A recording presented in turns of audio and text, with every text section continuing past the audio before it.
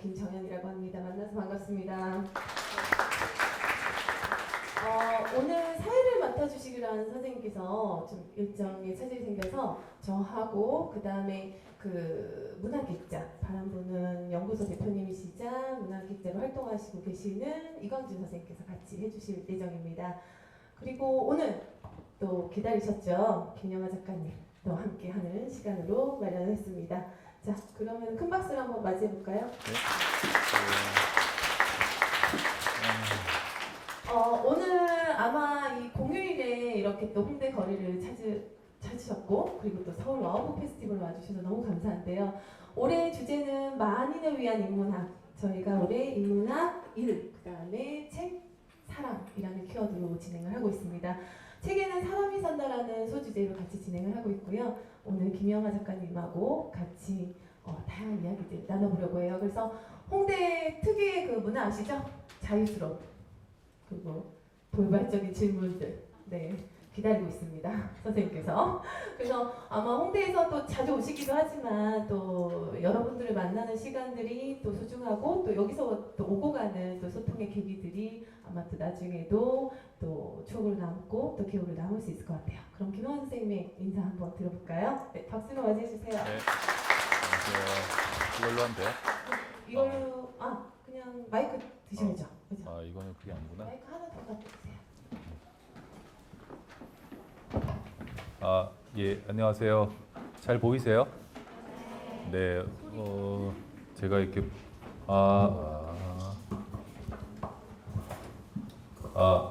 이게 더 세군요. 소파가 특이해요. 무슨 주워온 소파 같은데 사람이 이렇게 푹 꺼지게 들어와 있어서 제가 편해 보이시겠지만 편해 보인다고 편한 게 아닙니다. 왜 이렇게 앉아 있어야 될까? 하여튼 그런데 특이합니다. 이 와우북 페스티벌은 얘기는 많이 들었지만 참여할 기회가 한 번도 없었는데 올해 이렇게 오게 됐네요. 홍대는 자주 오는 곳인데 늘 와서 이렇게 놀기만 하지 이렇게 의미 있는 일을 해본 적이 없는데 오늘 와서 여러분들 뵙게 돼서 반갑고 홍대에 계시는 분들만 오신 건 아니겠죠. 많은 여러 지역에서 오셨을 텐데 이 지역 오면 참 많이 편하죠. 네, 마음이 편하고 뭔가 좀 더 나가도 될 것 같은 그런 느낌이 드는 곳인데 오늘 하여튼 뵙게 돼서 반갑습니다. 네. 우선은 많은 분들이 아마 이제 최근에 신작으로 알고 계실 거예요. 살인의 기억법이라는 신작을 내셨고 그리고 너의 목소리가 들려 이후에 1년 반 만에 신작이 나왔습니다. 그래서 요즘 많이 바쁘신데 어떻게 지내고 계시는지 궁금하게 근황이 궁금합니다. 네. 네, 작년에 너의 목소리가 들려를 작년 2월인가 냈는데 올해 똑같은 제목의 TV 드라마가 나와서 맞아요. 있었어요. 많은 분들이 원작인 줄 알고 엉뚱하게 사시는 분들이 계셔서 완전히 죽었던 집이 갑자기 살아나고 있습니다. 그래서 근데 실수로 사든 잘못 사든 사서 좋아하시면 다행인데 괜히 저를 욕하지 마셨으면 좋겠고 네 제가 어쨌든 먼저 냈습니다. 그리고 이번에 살인자의 기억법이 7월에 나왔죠. 이제 딱 한 2달 조금 더 넘었습니다. 그래서 그 책 내고 나서 이런저런 바쁜 일이 있었는데 이제 다 끝나갑니다. 다 끝나가고 아마 오늘 내일 정도면은 책과 관련한 거의 모든 일들이 다 끝나고 저는 오랜 이 잠수의 기간으로 들어가게 되는데요. 그렇습니다. 그러느라고 좀 바빴죠. 책 나오면 이렇게 작가로서 이렇게 뒤치다거리를 해야 될 일이 있잖아요. 그래서 이제 또 다른 책을 쓸 준비를 해야죠. 예. 어떻게 보면은 그 살인자의 기억법이 본질은요. 또 기억들의 단상들 그리고 1인칭 화법으로 계속 연계가 되고 있어요. 진행도 되고 있고. 근데 이 대부분 보면은 굉장히 흔한 클리셰들을 사용을 하고 있는데 여기서 김영하 작가님만의 어떤 독특한 점이 있었다면 어떤 점이 있었을지 궁금합니다. 네. 글쎄요.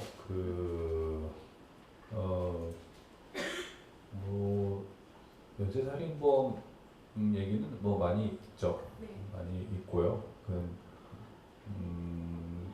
특히 20세기 후반에 들어서 많아졌죠. 그전에는 그런 존재들이 있었지만 뭐 주목하지 못하다가 많이 쓰게 된 그런 것이죠. 다른 게 있다면 글쎄 뭐가 있을까요? 제가 썼다는 거 그리고 뭐 제정신이 아니라는 거. 이 소설의 가장 큰 차이점이라면 주인공의 기억이 온전치 않다는 거죠. 근데 기억이 온전치 않은 주인공을 제가 쓰려고 하면 이게 참 힘들어요. 소설가가 좀 쓸 때 편한 인물은 똑똑한 주인공이에요. 똑똑한 주인공이고 말을 잘하고 똑똑하고 딱 부러지고 기억력이 좋은 인물이 등장하면 소설가가 소설을 끌고 나가기 상당히 쉽습니다. 그러니까 소설 시작하자마자 그는 놀라운 기억력의 소유자였다. 이렇게 해놓고 시작하면 그 다음부터는 뭐 다 기억해도 괜찮아요. 사실 뭐 그런 거죠. 그런데 사실 그 소설 안 써지면 앞에 저는 까먹었는데 어떤 선배 작가가 그런 얘기를 했어요. 소설이 잘 안 풀리면 참 이상한 일이었다. 이 문장을 하나 쓰래요. 참 이상한 일이었다. 그럼 다 막 써도 되잖아요. 이상한 일이었다. 그럼 막 생각이 나는 거예요. 우리가 괜찮은 얘기를 쓰려고 노력하니까 그렇지 참 이상한 날이었다. 뭐 이렇게 쓰면 생각이 막 떠오를 때가 있잖아요. 소설가들마다 그런 트릭이 있어요. 근데 저 같은 경우에 잘 쓰는 트릭은 소설을 일단 시작을 하죠. 시작을 해서 쭉 가다가 안 되면 바로 사람을 하나 더 투입하는데 남자면 여자를 투입하고 여자면 남자를 투입하는 거죠. 많은 작가들이 쓰는 것인데 그렇게 쓰면 아연 긴장이 생깁니다. 아연 긴장이 생기고 소설의 이 흐름이 힘이 생기는데 이번 소설의 경우에는 70대 노인이고 그리고 혼자 살고 있고 혼자라기보다는 딸과 함께 살고 있는 것으로 나오는데 기억은 점점 없어져 가고 고립된 채로 살아가는 사람이니까 이 인물을 데리고 그리고 기억은 자꾸 깜빡깜빡하고 자꾸 사라지고 제가 최근에 이제 가까운 분이 치매를 겪어서 그걸 이제 계속 봤는데요. 이분들은 사실은 되게 깊은 불안 속에 살고 있어요. 그러니까 자기가 어제 뭘 했는지 자기는 모르겠는 거예요. 매일 필름이 끊기는 뭐 그런 생활 지금도 하고 계시는 분들 계시죠? 내가 어제 뭐 했더라? 그러고 또 술 먹고 또 내가 어제 뭐 했더라? 친구들한테 물어보기도 뭐하고 뭔가 불안하죠. 그럴 때 내가 뭔가 저지른 게 아닌가? 왜 친구들이 나한테 연락을 안 하지? 아침에 아무도 나에게 카톡을 안 보냈네. 내가 어제 뭔가 또 심한 말을 했나? 뭐 여러 가지 생각이 들잖아요. 그게 매일 반복될 때 그 사람은 자신이 없어요. 자기 인생에 대해서 자신이 없고 기가 꺾인다고 할 수 있는데 이 인물이 계속 그런 인물이어서 이 인물을 데리고 소설을 진행한다는 게 되게 쉽지 않아요. 좀 하면 또 까먹고 자신 없고 불안하고 근데 그게 특징이죠. 보통 연쇄살인범들 같은 경우에는 연쇄살인범을 이제 그 클리셰를 쓰게 되면 이 인물들은 보통 그 강박증이라든가 좀 과도한 자기 확신 뭐 여러 가지 그런 증세들을 나타내게 되는데 이 인물은 그게 점점 사라져가는 인물이라서 그런 게 좀 쓰면서 좀 힘들었죠. 이게 소설이라고 지금 보여지지만 소설의 이야기들이 이제 풀어내는 관점에 있어서 굉장히 잠언집처럼 좀 느껴지는 게 있어요. 혹시 그거를 독자분들에게 의도하고 이렇게 서술을 하신 건지 또 궁금합니다. 저는 잠언을 참 싫어합니다. 잠언을 싫어해요. 그래서 전에도 뭐 그런 얘기 한 적이 있는데 그런 잠언풍의 잠언처럼 소설의 밑줄글 있잖아요. 사실은 저의 그 꿈 중에 하나는 전에도 어디 제 팟캐스트에서 얘기한 것 같은데 이상적인 소설은 밑줄 그을 데가 한 군데도 없는데 읽고 나면 잊을 수 없는 그런 소설들. 근데 왜 그러니까 한 군데도 밑줄을 그을 데가 없다는 것은 소설이 그렇게 한 문장 한 문장이 완벽하게 기능하기만 할 뿐 그것이 그 자체로 탁 튀지 않는다는 거야. 튀면 이상한 거죠. 그래서 그냥 이 문장은 다음 문장을 이어가기 위해서 쓰고 이 문장은 이 문장을 위해서 쓰는 거예요. 그 문장들이 전부 다 이렇게 연결되어 있는데 그것이 소설을 사람 독자들이 읽을 때는 마치 숲에서 이 나무도 잘생겼고 저 나무도 잘생겼고 이 나무도 잘생겼는데 참 잘 어울리네 이러면서 숲을 헤매다가 나와 보면 이게 이런 숲이었구나. 저는 이런 소설이 좋은 소설이라고 생각을 하죠. 그래서 제가 몇 년 전에 제 소설이 교과서에 실리는 걸 반대한 적이 있는데 그것도 왜 그러냐면 여러 가지 이유가 있지만 한국 교과서에서는 소설을 잘라서 넣잖아요. 소설이 잘리기 위해서 쓰진 않거든요. 소설을 단편이든 장편이든 하나로 이렇게 이렇게 완전하진 않지만 어쨌든 하나로 이렇게 다 읽히기를 바라고 작가들은 쓰는데 그거를 일부분을 잘라내서 교과서에 싣고 또 시험도 보잖아요. 밑줄 긋고 뭐 시험 보고 문제 내고 막 작가들도 막 틀려요. 그 시험 보면 자기 그 책으로 시험 보면 틀리고 작가들이 늘 하는 농담이에요. 그래서 우리끼리는 그런 얘기 많이 하는데 어쨌거나 그런 것인데 잠언이라는 것은 소설과는 정반대의 세계죠. 소설이라는 것은 문장들 하나하나가 아주 눈에 띄지 않는 것처럼 보이지만 그것들이 전체로 모여서 하나의 전혀 예상치 않은 저는 화학적인 변화를 일으키는 것인데 그 소설이 자꾸 이렇게 문장으로 분리된다는 것은 저는 문제가 있다고 생각하는데요. 이번 소설 근데 제가 이제 제 소설에서 그런 잠언풍의 문장을 쓸 때가 있어요. 그런데 대부분은 주인공들이 제정신이 아니거나 어리석거나 그런 인물들의 입을 빌어서 사용함으로써 그 말들을 상대화시키죠. 그러니까 그 말은 진짜로 인생의 잠언이나 그 멋진 말이어서 쓴 게 아니라 그것은 잠언들을 풍자하거나 아니면 뒤틀 때 쓰는데요. 좀 당혹스러운 점은 가끔 독자분들이 그런 거에도 밑줄을 치세요. 그러니까 예를 들면 제가 로봇이라는 소설을 썼는데 그 소설에 좀 약간 좀 어리석은 여자분이 한 분 나와요. 그래서 자기가 로봇이라고 주장하는 남자와 연애를 하게 되는데 사귀다가 이제 남자가 실은 나 로봇이다 이렇게 고백하니까 그런 거 생각하는 여자인데 이 여자 주인공이 시작하자마자 잠언을 되게 좋아하는 여자예요. 아포리즘 그래가지고 출근을 하는데 그 우산이 여기 젖은 우산 왜 지하철에서 남의 젖은 우산이 막 여기 달라붙고 그러잖아요. 여자들 맨살에 너무 싫죠.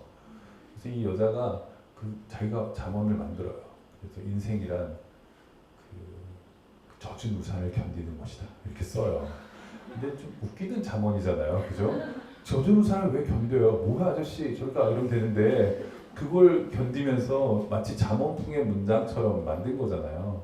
그래서 이런 식의 것들을 우리가 매일 하나씩도 만들 수가 있어요, 그죠? 근데 그런 부분 밑줄 쳐가지고 명문장 뭐 이렇게 해서 가끔 올리면 점점 당혹스럽고 그렇죠. 그래서 그것뿐만 아니라 그런 잠언이라든가 이런 것이 소설의 맥락 속에서 위치할 때만 그것은 풍자의 뜻을 갖게 되거나 아니면 비판적인 뜻을 갖게 되는데 그 맥락을 분리해서 누군가가 이렇게 갖다가 쓰면 전혀 맥락을 모르는 사람은 김명환 소설에 저따위 아포리즘을 쓰나 뭐 이렇게 되는 거예요.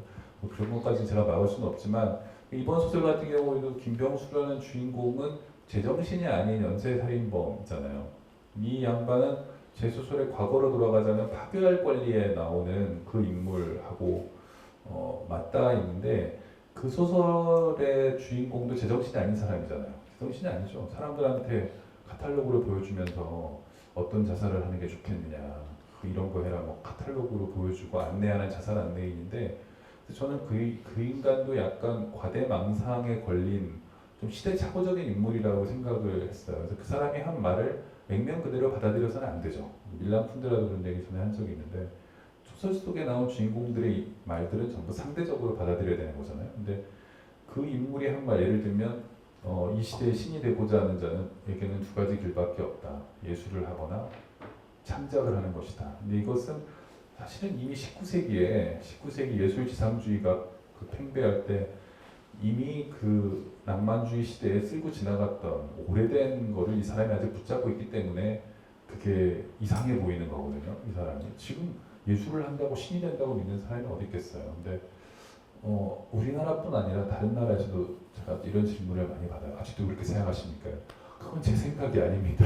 제 생각이 아니고 그것은 그 주인공이 생각하는 것이죠. 그 화자가 생각하는 것이고, 그것은 어떻게 보자면 예술 지상주의를 이렇게 비꼬는 거죠. 이런 제정신이 아닌 망상에 사로잡힌 인물이 하는 거고, 이번 김병수 같은 인물도 거의 그 망상에 시달리잖아요. 치매의 일반적인 증상이 이제 망상에 시달리고, 그러니까 이 인물은 모든 텍스트를 자기 마음대로 해석하죠. 니체든 반야신경이든 뭐든 간에 이 인물의 맥락으로 들어가면 자기의 살인을 정당화하거나 이런 맥락으로 쓰여지는 것이죠. 그러니까 이 인물이 하게 되는 말들 그럴듯해 보여도 우리는 그것을 액면 그대로 받아들일 수 없게 되는 거죠. 저는 소설이 좋은 점은 그런 거라고 생각해요. 소설에는 어떤 절대적인 진리처럼 보이는 것도 소설 속에 등장해서 등장인물에 의해서 말해지면 우리는 그것을 온전하게 받아들이지 않죠.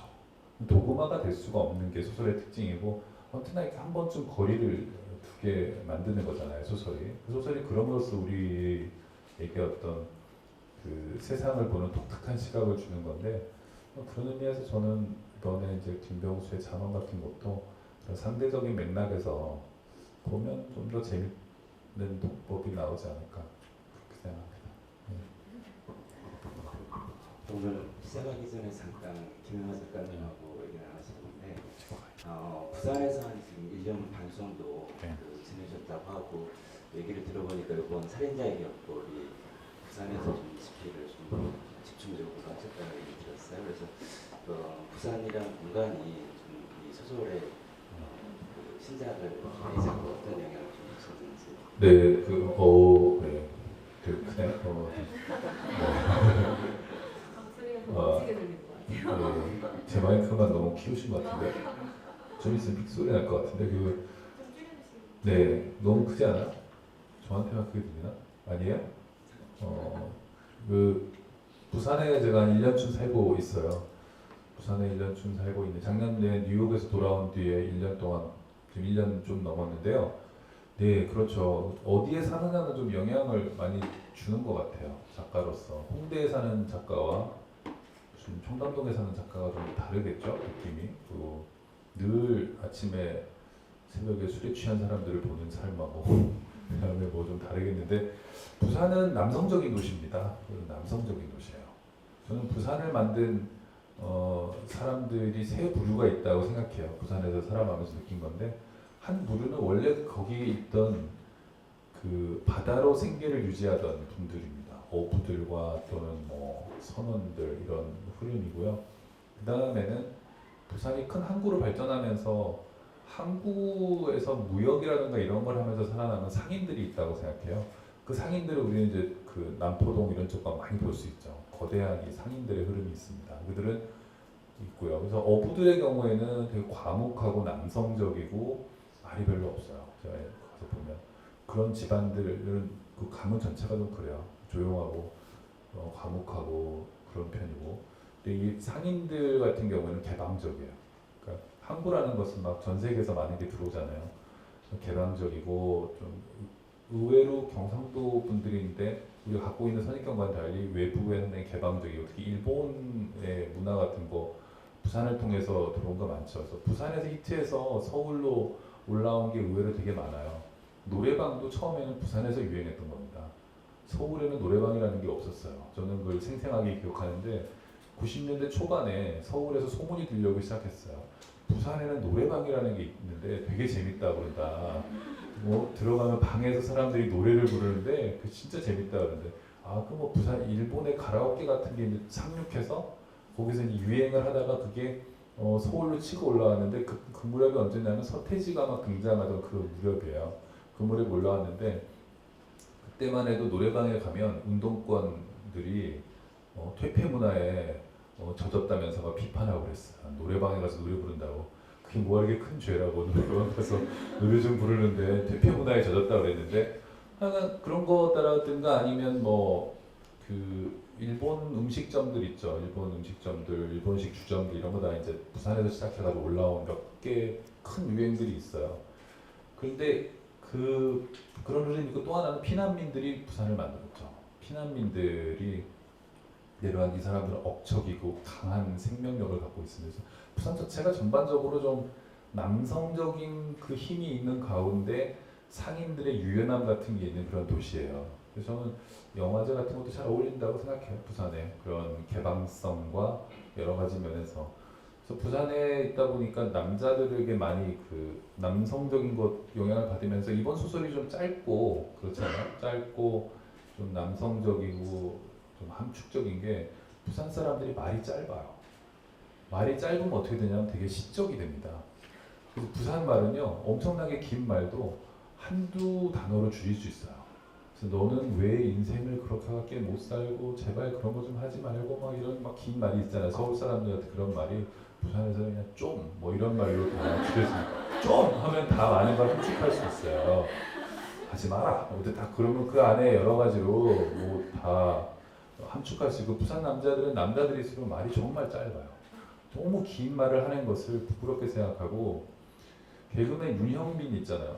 윤형빈 씨가 경성대 앞에 소극장을 갖고 있어요. 그 소극장에서 자기가 이제 개그 공연을 하는데 1년 동안 너무 고전했다는 거예요. 부산 사람들이 웃지를 않아서.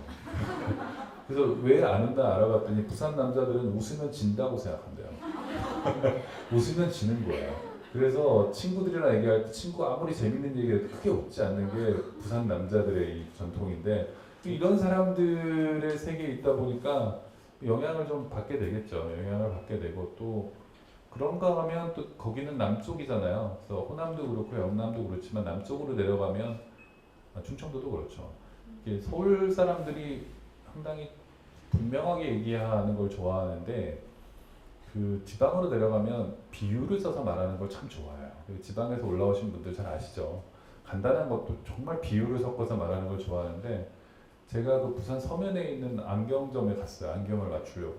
안경이 이제 뭐 문제가 있어서 갔는데 제가 작가잖아요. 그래서 작가라서 웬만한 어떤 언어에는 상당히 단련되어 있는데 안경점의 아저씨가 말을 너무 잘하는 거예요. 너무 말을 잘해서 안경을 그 자리에서 2개나 맞추고 저희 그 제 아내도 맞추고 뭐 장모님 뭐 다 가서 맞췄어요. 그러니까 그 2시간 가까이 그 양반의 안경 철학과 그걸 들었는데 쉴 새 없는 정말 비유의 향연이에요. 제가 갖다 적어놨는데 예를 들면 하나만 보여드리면 무슨 코팅을 한 그 렌즈가 있대요. 그 코팅한 렌즈를 써야 된다는 거예요. 근데 좀 비싸지죠. 코팅을 하면 꼭 그런 게 필요할까요? 했더니 그 아저씨가 너무나 그때도 이제 바로 준비된 비유가 딱 있어요. 아 소나타 처음 타면 좋지요. 그런데 그 소나타 타면 뭐 부족한 게 없어요. 하지만 그랜저 타보세요. 안 돼요. 소나타 못합니다. 이러면서 맨날 그런 식인 거예요. 비유가 그랜저 한번 타보세요. 소나타로 못 돌아가요. 이러면서 한번 써보라는 거예요. 그래서 써보니까 또 좋은 것 같고 또 뭔가 내가 문제를 제기하면 계속해서 그런 비유와 그 우회적인 말로 또 하는데 그 양반은 이제 부산을 만든 세 세력 중에서 상인의 세력인 거죠. 그 양반들이 서면 일대에 모여 있어요. 그럼 또 풍부한 비유의 언어 같은 것이 서울에서는 많이 사라졌어요. 서울은 여러 지방 사람들이 모여서 살다 보니까 서로 잘 소통되는 게 중요하잖아요. 그래서 마치 뉴요커들처럼 뉴요커도 좀 그런 면이 있는데 언어에서 풍성한 것들은 좀 빼고 얘기해요. 그렇죠. 그렇죠. 내가 경상도에서 올라왔는데 경상도식으로 말하면 전라도 선 사람 못 알아듣잖아요. 그러니까 빼고 용건만 얘기하는 문화가 서울에는 좀 있다면 지방은 오랫동안 같이 살아온 사람들이라서 풍성한 비유라든가 이런 게 많이 살아 있어요. 그래서 깜짝깜짝 놀래요. 그 시장에 가거나 어디 간단한 물건을 살 때 아주머니들하고 좀 얘기를 나누거나 이럴 때 보면 풍성한 언어들을 많이 사용하시고 그런데도 좀 함축적이고 그런 것들 보면서 아마 영향을 많이 소설에 받았겠죠. 네. 외국과 다르게 한국에서는 이 장르 문화를 전통 문화로 보지 않는 경향이 좀 있어요. 와우북에서도 장르 문화를 한번 다룬 적이 있긴 한데 그런 경향에 대해서는 좀 어떻게 생각하시는지? 네, 외국에서도 장르 문학을 전통적으로 이렇게 본격적인 문학으로 다루진 않습니다. 그렇지만 장르 문학 쪽에서 크게 신경을 안 쓰죠. 그러거나 말거나 그냥 자기들의 길을 가는 반면 한국은 장르 문학이 자생할 만한 시장적인 토대가 없어요. 그러니까 그냥 그 자체로 자생할 만한 독자들이 존재해야 되잖아요. 한국 장르문학 독자들이 충분치 않아서 그게 가장 문제죠. 아마 장르문학의 독자들이 충분하기만 하다면 장르문학은 본격문학이 뭐라 그래도 크게 상관하지 않고 자기 길을 갈 거예요. 그리고 본격문학이 가는 길이 그렇게 바람직한 것도 아니잖아요. 제가 미국에 있을 때 어떤 장르문학 작가가 쓴 글을 봤어요. 그래서 그게 어떤 신문에 실린 글인데 본격문학 작가들을 매우 불쌍히 여기는 그런 글이었어요. 그래서 본격문학 작가들이 미국에서 하는 거라고는 뭐 대학의 교수가 되거나 아니면 여기저기 문학 행사가 열리면 가면은 서점에 할머니들 한 20명이 앉아있는데 앉아가지고 영감은 어디서 얻으시나요? 같은 거에 대답을 계속하고 그러는 거죠. 그런 걸 계속 해야 되는데 장르문학 작가들은 그런 초청이 와도 가지 않는다는 거예요. 왜? 피곤하거든요. 그리고 자기 돈으로 자기네들은 플로리다나 하와이 같은 데 가서 인생을 즐기고 있을 동안에 본격문학 작가들은 아이오와 같은 시골에 가가지고 진짜 할머니들만 있어요. 할머니들과 할아버지들한테 영감을 어디서 얻으시나요? 이런 것에 대해서 이미지로 소설을 생각하시나요? 뭐 텍스트로 생각하시나요? 같은 이런 클리셰들에 대해서 계속 답변을 하면서 살아야 된다. 그래서 미국만 해도 장르 소설 작가들이 크게 아쉬움을 느끼지 않고 살아갈 수 있죠. 근데 우리나라는 장르 소설 작가들이 자생할 수 없다는 게 문제인데 이것에 대해서 몇 번 여러 가지 제 동료 작가들하고도 얘기를 나눠서 한국의 장르 소설이 안 되냐 여러 가지 설이 나와요. SF가 안 되는 이유는 우주에 사람이 안 갔기 때문이다. 뭐 이런 거 있잖아요. 그래서 미국도 우주에 사람이 가고 난 뒤에야 우주선을 띄우고 난 뒤에야 됐는데 아직 자력으로 유인 우주선을 발사하지 못하고 있는 나라에서 안 된다. 뭐 여러 가지 얘기가 있었죠. 근데 저도 그게 왜 그런지는 잘 모르겠어요. 아니면 조선시대에 있었던 어떤 작가는 그렇게 주장하죠. 유교적 전통, 선비라든가 이런 문사를 높이 평가하는 사회적인 분위기 뭐 이런 것 때문이라는 얘기도 있고 저는 사실 거의 모르겠어요. 왜 장르소설에 사실 장르소설이 더 재밌잖아요. 읽을 때는 더 재밌고 더 많아야 정상인데 왜 없을까? 그건 좀 의문입니다. 왜 그런 것 같으세요? 왜 우리는 추리소설이라든가 범죄 소설, 그 다음에 SF 이런 소설들을 많이 읽지 않을까? 저도 좀 궁금해요. 네. 아무래도 또 이 신작의 얘기를 계속 해왔는데 저희가 또 인문학을 키워드였고 그리고 인문학을 그냥 문자 그대로 풀이하면 사람에 대한 학문이라고 보잖아요. 근데 요즘 너무 많이 또 이슈화 되기도 하고 그리고 또 저자분들도 인문학에 대한 접근의 방법들을 굉장히 또 공부를 하시고 그리고 많은 분들이 또 인문학 하세요. 근데 또 김영하 작가님께서 생각하시는 또 인문학에 대한 개념들 이야기 들려주시면 좋을 것 같아요. 네, 저는 사실 최근에 인문학의 붐들 특히 기업에서도 뭐 인문학 하는 것에 대해서 실은 대단히 삐딱한 마음을 갖고 있습니다. 그래서 그게 왜 갑자기 그러는지 잘 모르겠고 또 저는 문학은 인문학이 아니다라는 생각도 갖고 있습니다. 그래서 인문학은 학자들이 하시는 거죠. 학자들이. 근데 소설은 학자가 하는 것도 아니고 예술가가 하는 것이죠. 예술가가 한다는 점에서 다르고 소설가가 살아가는 인생도 인문학자들하고 많이 다릅니다. 그 인문학자들은 예를 들면 공자를 현대적으로 재해석한다거나 아니면 어떤 철학 또는 여러 가지 정말 사람이든 사람의 생각에 대한 것이든 연구하는 것인데요. 사실 소설을 쓰는 과정을 잘 보면 소설가들도 인간에 대해서 고민하기는 하지만 소설을 쓰는 과정은 인문학자들과는 완전히 좀 다른 경로를 갑니다. 그래서 우리는 누구를 가르칠 생각이 별로 없는 사람들이에요.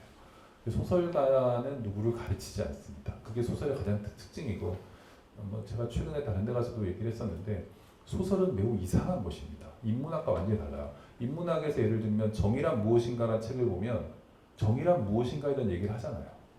소설은 살인자의 기억법 그러면 진짜 기억법 얘기가 아니에요. 그렇죠? 소설은 이상한 세계입니다. 소설에는 메시지가 없어요. 주제도 사실은 분명치 않고 찾아나가기가 대단히 어렵습니다. 정리의 기술 15분 무슨 책인지 아시잖아요, 여러분. 책상 정리를 해라 이런 뜻이잖아요. 그리고 하루 30분 뱃살 빼기 뭔지 알잖아요. 뱃살을 빼라는 거예요. 주제가 명확해요. 또는 인문학 책으로 가도 마찬가지입니다. 그래서 철학책도 그렇고 좀 더 뭐 깊이 있는 책으로 들어가더라도 슬라보의 지적 다시 읽기 그러면 정말 슬라보의 지적을 다시 읽자는 책이죠. 근데 소설은 그런 분명한 메시지를 가진 경우가 거의 없고요. 분명한 메시지를 찾으려면 완전히 코미디가 됩니다. 안나 카레니나 바람피다가 기차에 뛰어들어 죽잖아요. 그러면 메시지는 분명하죠. 바람 피면 죽는다. 우리가 그걸 위해서 그 책을 읽는 건 아니잖아요. 소설은 메시지도 없고 분명한 어떤 주는 게 없어요. 교훈도 없고 그리고 인물들은 하나같이 골 때리는 이상한 인물들입니다. 롤리타 같은 소설을 보세요. 시작하자마자 험버트가 롤리타 그러면서 입천장에 닿는 L 발음을 할 때 입천장에 닿는 그 자기 혀의 느낌을 음미하고 있어요. 우리는 알 수 있습니다. 이놈은 변태다. 시작하자마자 이놈이 변태라는 걸 알 수 있어요. 롤리타 이러고 있단 말이죠. 이런 인물이 2007년에 워싱턴 포스트에서 작가들에게 물어봤어요. 위대한 작품 뭐라고 생각하냐. 작가들이 보고 위대한 작품 1위 안나 카레니나예요. 바람피다 죽는 얘기고 그 다음에 두 번째는 롤리타고 3위는 전쟁과 평화, 4위가 위대한 개츠비. 개츠비가 뭐 본받을 만한 인물입니까?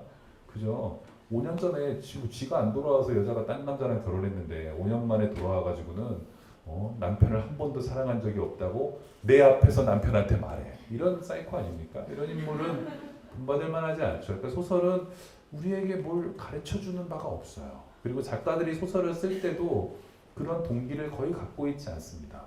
작가들은 어떤 의미에서는 유일한 충동을 갖고 있는데 그것은 흥미로운 이야기를 써야 한다는 거예요. 어떤 의미에 자기한테 흥미롭든 보통 사람에게 흥미롭든 그리고 흥미롭고 쉽게 사람들이 주제나 메시지를 파악할 수 없으면서도 흥미로운 이야기를 쓰겠다는 유일한 충동을 갖고 있어요. 전 세계 작가들이 거의 비슷하죠. 그걸 써놓으면 사람들이 각자 지 마음대로 해석을 하는 겁니다. 그래서 굳이 밑줄 쳐가면서 교훈을 얻을 사람이 있을 수도 있어요. 아 바람 피지 말아야지 저렇게 큰일 나는구나 라든가 옛날 여자 찾아가면 안 되겠구나 그냥 새로운 여자를 만나야지라고 위대한 개츠비를 보고 총 맞아 죽다니 끔찍하다 그런 사람도 있어요. 그리고 아이들에게 그런 책 주고서 아버지들이 중2짜리 아들에게 그거 주고서는 야 너 교훈이 뭐야? 애가 억지로 아버지를 위해서 교훈을 만들어서 주겠죠. 근데 소설은 전혀 그런 것과는 다른 세계에 있으면서도 흥미롭게 존재하죠. 그래서 이렇게 전 얘기할 수 있다고 생각해요. 서점에 가면 있는 책들은 크게 두 종류다. 소설 그리고 소설이 아닌 것. 그만큼 소설은 이상한 세계입니다. 그런데도 우리는 소설을 보죠. 그게 우리에게 특별한 주제나 메시지, 교훈, 롤모델도 안 주는데 소설은 계속해서 읽히고 사람들이 본다는 것이죠. 그러니까 소설의 사람들이 보는 것은 인문학서적에서 보는 것과는 완전히 다른 거예요. 특별히 우리가 원하는 게 있어서 더 많은 지식을 얻거나 더 많은 어떤 걸 우리가 얻고자 읽는 것이 아니라 반대로 소설은 우리를 억압하는 자기계발서, 실용서, 또 인문학 책도 어떤 때는 억압이잖아요. 읽어야 되고, 다 읽어야 되는데 소설은 여러분들을 억압하지 않습니다. 좋은 소설은 여러분을 엄마 친구 아들하고 비교하지도 않고 그리고 뭘 하라고 하지도 않고 뱃살을 빼라고도 하지 않습니다. 그리고 그냥 즐기라고 하는 것이죠. 그러니까 사실은 되게 유희적이고 깊은 쾌락적인 그 목적이 들어있어요. 그래서 옛날에 19세기, 18세기, 17세기에 소설을 위정자들이 금지한 거 아닙니까? 위험해 보이니까요. 제가 소설가로 좀 알려지고 난 뒤에 제 고등학교 동창이 제 소설을 샀어요. 근데 사실 제 고등학교 동창들은 제 소설을 읽지 않습니다. 그게 동창이에요. 동창이 소설가로 성공하면 소설을 읽을 것 같아요? 안 읽어요. 근데 이 친구가 왜 샀냐? 중학교 그 무섭다는 중학교 2학년 남자 아들이 있는 사내 아들이 있는데 맨날 게임만 하니까 안 되겠다 해서 김정화라는 고등학교 동창이 있는데 생전 소설 안 읽는 이 친구가 이상문학상도 타고 뭐 이런저런 상도 많이 탔다고 하니 괜찮은 놈이겠지. 그리고 이제 소설을 사가지고는 아들한테 줬어요. 아들이 게임도 안 하고 책을 보고 있는 거야. 게임도 안 하고 제 소설에 빠져가지고 막 보면서 아버지가 어떠냐? 아빠 너무 재밌어요. 막 보고 있는 거야. 저놈이 저럴 리가 없다. 다시 압수해가지고 아버지가 읽어보니까 아유 큰일 날 뻔했다. 그래서 도로 뺏은 거죠. 게임이나 해라 그러고 도로 뺏었는데 소설이라는 건 위험한 거죠. 위험하고 이상하고 좀 그런 것이죠. 그런 면에서 저는 소설은 인문학은 아니라고 생각하고 그래서 겨냥하는 바가 다르죠. 겨냥하는 바가 다르죠. 얘기 듣다 보니까 네.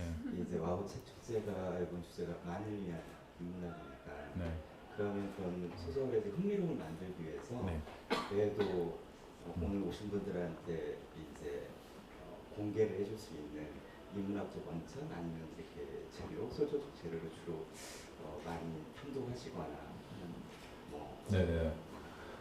뭐 물론 이제 소설가가 그 가장 중요한 것은 인간을 이해하는 거잖아요. 특히 이제 예를 들면 이번 소설과 관련해서 말씀을 드리면 저는 어릴 때부터 인간들이 왜 사람이 사람을 서로 죽이는가에 대해서 관심이 되게 많았습니다.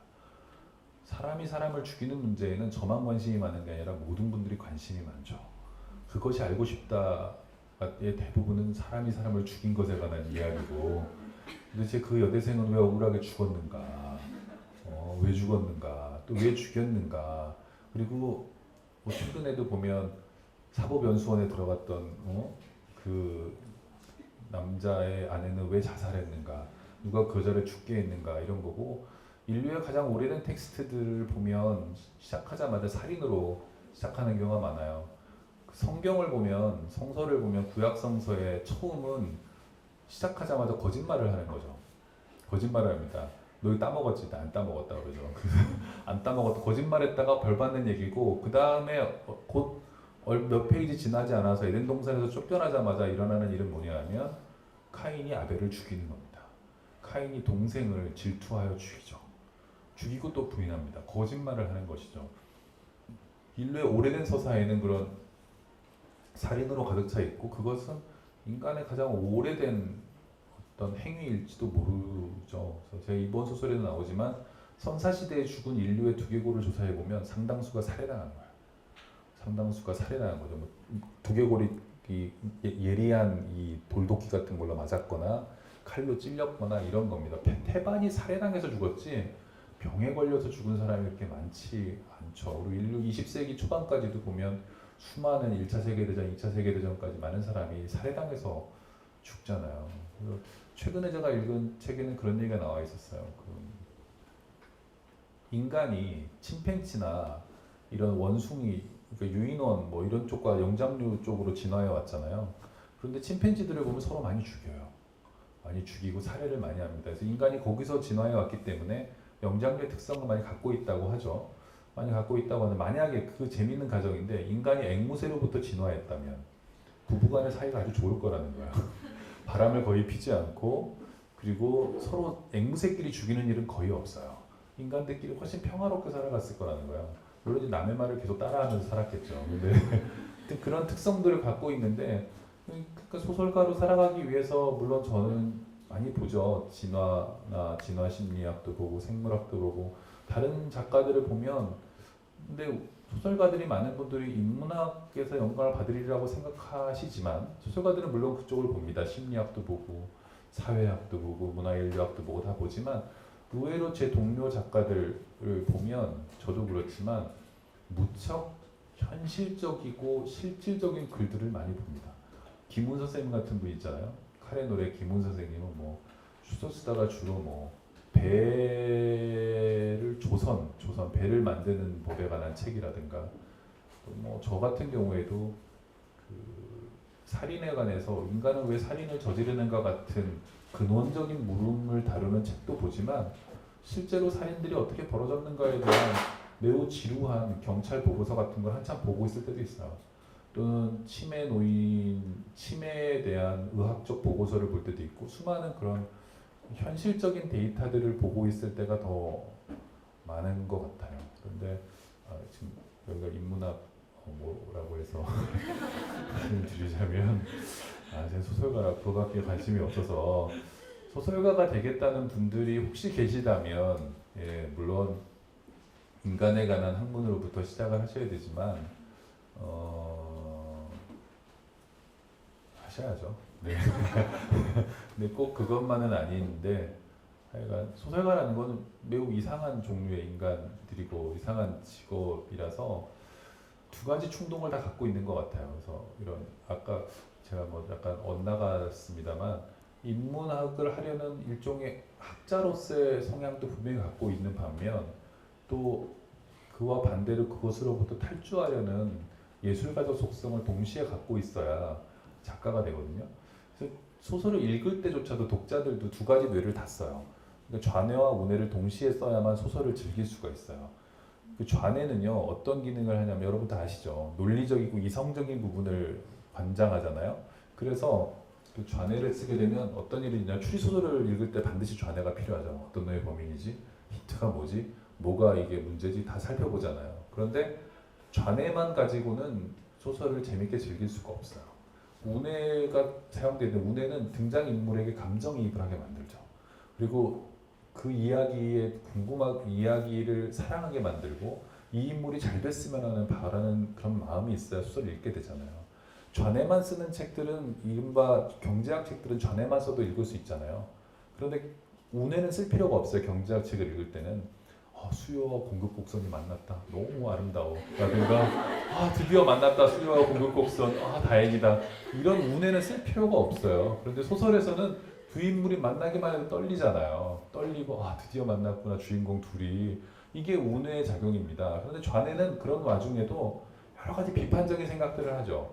이 스토리를 예측하는 것도 좌뇌의 기능이에요. 어떻게 되지? 예측한 대로 다 소설이 가면 어때요? 재미없죠. 이 좌뇌는 끊임없이 소설을 예측하면서 작가가 그 예측을 벗어나기를 바라죠. 어느 정도. 이런 좌뇌의 기능들은 작가의 전작이라든가 동시대에 나온 다른 작품들과도 이 작품을 계속 비교하면서 일종의 좌표 속의 소설을 위치시키죠. 이런 이성적인 생각을 하면서도 소설을 우린 즐길 수 있어요. 그리고 이게 두 개가 좌뇌와 우뇌가 동시에 사용돼야 그 소설을 읽을 때 우리는 큰 만족을 얻을 수가 있습니다. 우뇌만 사용하는 소설도 있어요. 로맨스 같은 거. 이거는 논리적인 생각, 이성적인 생각 할 필요가 없어요. 그냥 아니면 시작하자마자 우리를 눈물샘으로 몰아넣는 소설 있잖아요. 시작하자마자 아버지가 돌아가셨다. 이러면 슬프잖아요. 그런 소설이 있긴 하지만 우리가 이상적으로 생각하는 소설은 두 가지를 다 쓰죠. 마찬가지로 소설가라는 존재도 저는 예술가로서의 속성과 또는 그런 학자로서의 속성 이것들을 두 가지의 긴장들을 다 갖고 있어야 잘 쓰는 것 같고 그래서 제 주변의 작가들도 대부분 좋은 작가라고 할 수 있는 분들은 그 두 가지의 균형이 잘 맞는 분들인 것 같아요. 해외 여행도 좀 많이 가시고 해외에서도 작업도 많이 하시고 네. 그리고 또 이제 어떤 소설의 이 스토리나 가장 기본적인 질문일 수 있는데요. 만화적 상상력이나 인간의 소외 그리고 죽음 어떤 이런 사이버 시대의 이런 일상성들 그리고 아까 말씀하셨던 살인에 대한 부분들 이런 문학적인 영감들은 어디서 이렇게 조금 접하시는지 이 질문이 또 신청하시더라고요. 여행에서 영감을 얻은 적은 거의 없습니다. 영감을 찾아 여행을 한다는 작가들이 계시는데 저는 그런 스타일은 아니고요. 왜냐하면 여행을 떠나면 이제 실은 쉬는 거죠. 쉬는 겁니다. 쉰다는 데서 의미가 있어요. 저는. 그리고 영감은 언제나 어디에서 오느냐? 제 책상에서 옵니다. 제 책상과 제 침대 그 딱 두 가지밖에 없어요. 책상에 앉아 있을 때만이 영감이 찾아옵니다. 그래서 며칠 전에 어디 강연을 갔더니 작가님 소설을 쓰다가 막힐 때는 어떻게 하세요? 어떤 독자가 저한테 질문을 하셨어요. 그래서 제가 그랬죠. 많은 작가들이 이 문제를 고민하고 합의에 이르렀다. 사실상 합의에 이르렀어요. 많은 작가들이 소설에 관해서 썼어요. 소설 쓰기 위한 썼는데 합의는 이거예요. 소설이 써지지 않을 때는 소설을 써라. 그것밖에는 방법이 없어요. 즉 소설이 써지지 않고 막혔을 때는 내 책상 앞에 가라는 거예요. 그래서 앉아서 쓰라는 것이죠. 왜냐하면 영감의 원천이라는 것은 물론 저의 경우에도 그렇고 많은 작가들이 증언하는 것은 결국에는 책상에 앉아 있을 때 말고는 떠오르지 않는다는 것이고 스티븐 킹이 그 언라이팅 우리나라로 뭘로 번역됐죠? 예? 글쓰기에 관하여인가? 유혹하는 글쓰기 맞아요. 많은 분들이 읽으셨군요. 유혹하는 글쓰기에 해놓은 그 말을 저는 참 좋아하는데 많은 작가들이 영감을 주는 여신 뮤즈라고 하잖아요. 뮤즈를 찾아 헤맨다. 그러나 뮤즈를 만나는 방법은 매우 간단하다 이렇게 얘기하죠. 그래서 뮤즈가 몇 시에 오면 되는지를 미리 알려줘야 된다는 거예요. 그 얘기는 뭐냐? 뮤즈가 찾아왔을 때 동네 술집 가서 술 먹고 있고 뭐 여자한테 작업하고 있고 뭐 영감의 여신을 그러면 안 된다는 거예요. 아침 7시부터 10시까지 오면 되는지 뮤즈가 알아야 온다는 거예요. 즉 정해진 시간에는 자기 책상에 앉아 있으라. 그래야 뮤즈가 찾아온다는 거예요. 그런데 책상에 앉아 있다가 영감이 떠오르잖아. 그래서 어딘가로 막 돌아다니고 뭐 친구 만나고 어디가 여행을 다니고 이러면 뮤즈가 왔다 그냥 가잖아요. 우리가 하다못해 예스24에서 책이 올 때도 시간을 정해주잖아요. 5시부터 6시 사이에 오세요. 근데 영감이 온다는데 영감이 뮤즈가 오려면 그 귀한 분이 오시는데 뭐 아무 때나 오세요. 왔다 그냥 가고 다시는 안 와요. 여러 바쁜데 뮤즈는 지금 딴 사람 찾아가야 되는데 늘 가면이 있는 사람한테 가지 배달 안 해줍니다. 그래서 저는 그래요. 뭐 영감의 원천은 별게 없다. 그냥 책상에 앉아서 하는 건데요. 최근에 문제가 하나 생겼어요. 전 세계 작가들이 또 이 문제를 고민합니다. 조나선 프렌슨이라든가 뭐 수많은 작가들이 이 문제를 증언하고 있는데 옛날에 스티븐 킹 같은 사람은 이런 문제가 별로 없었어요. 옛날 작가니까. 책상에 앉아 있으면 영감이 오죠. 황성영 선생님 같은 분도 엉덩이로 쓴다 글은 이렇게 얘기하셨거든요. 엉덩이로 쓴다. 이것은 앉아 있으라는 거예요. 근데 최근에는 앉아 있기만 해서는 안 되는 어떤 변화가 생겼어요. 뭐냐면 네이버가 있어요. 우리가 앉아 있으면 앉아서 영감을 기다리면 되는데 가만 검색이나 좀 해볼까로 들어가면 다 아시죠? 30분 후에 티셔츠를 사고 있거나 2시간 후에 그 연예인 무슨 게시판에 들어가갖고 다음 앨범 언제 나오나 이런 걸 알아보고 있다거나 그러다가 저는 생각지도 않은 뭐 친구의 카톡이 와가지고 또 그거에 답변하다 보면 영감의 여신이 오긴 오죠. 왔는데 얘가 바쁘니까 그냥 가는 거예요. 티셔츠를 사고 있는데 무슨 영감을 주겠어요. 지금 티셔츠 사기가 쉽지 않잖아요. 살려고 들어갔다가 가격 비교를 해봐야지. 또 딴 데 사이트에 가서 뭐 또 해보고 이러다 보는데 뮤즈가 옆에 서 있다 가는 거예요.